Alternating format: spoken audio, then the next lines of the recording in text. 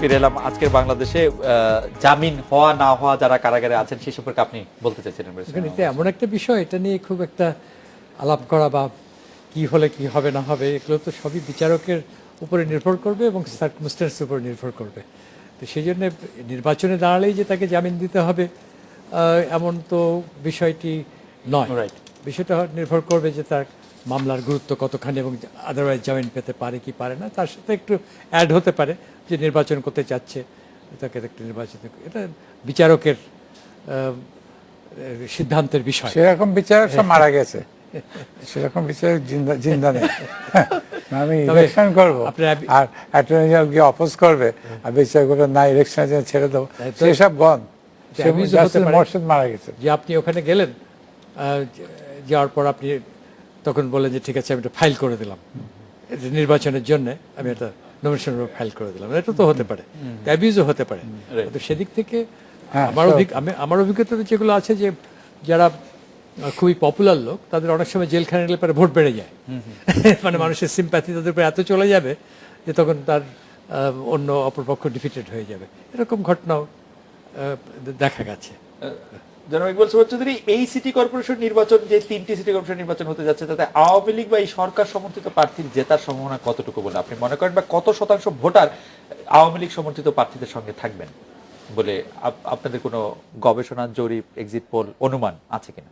না, exit pole তো এখনো কিছু হয়নি, পোল দিয়ে যেহেতু বাইরে হয় নাই। হ্যাঁ, মানে সরি, তবে পোল, হ্যাঁ, যেটা আমাদের যেটা একটি বিষয় হলো যে এবারের নির্বাচনে আমার যেটা ধারণা যে নাগরিক সুযোগ সুবিধা এবং উন্নয়নমূলক যে ইস্যুগুলো সেগুলো কিন্তু মূলত কিন্তু আমার ধারণা যে বেশি গুরুত্ব পাবে।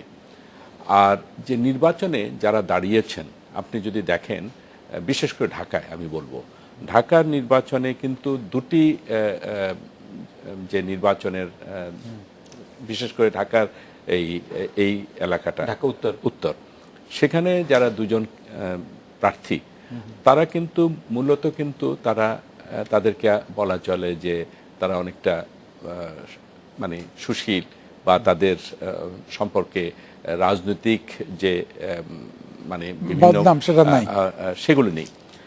আর তবে আরেকটি কথা, তো আনিস আর মিন্টু, জি, আমি ঢাকার উত্তরের কথা বলছি, বা অন্য আরো 2-3 জন দাঁড়িয়েছেন তাদের সম্পর্কেও ঢাকা উত্তর।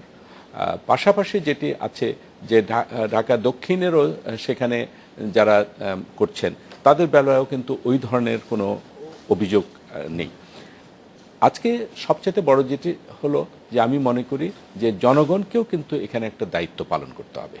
সেটি হলো, আমরা সবাই বলি যে ভালো লোককে মানে ভালো লোক কেন আসে না বা ভালো লোককে নির্বাচিত করা দরকার, তাহলে আজকে যারা ভালো লোক তাদেরকে নির্বাচিত করারও একটা সুযোগ এসেছে। এবং পাশাপাশি আমি যেটা মনে করি সেটি হলো যে নাশকতা করে যারা জনগণকে ভোগান্তির দিকে ঠেলে নিয়েছে তাদের সম্পর্কেও কিন্তু জনগণের একটা রায় থাকা উচিত বলে আমি মনে করি। বেশ, রফিকুল হক, আপনার কাছে শেষ কথা শুনবো। সিটি কর্পোরেশন নির্বাচন, বাংলাদেশের রাজনীতি, সবকিছু নিয়ে এখনকার অবস্থা।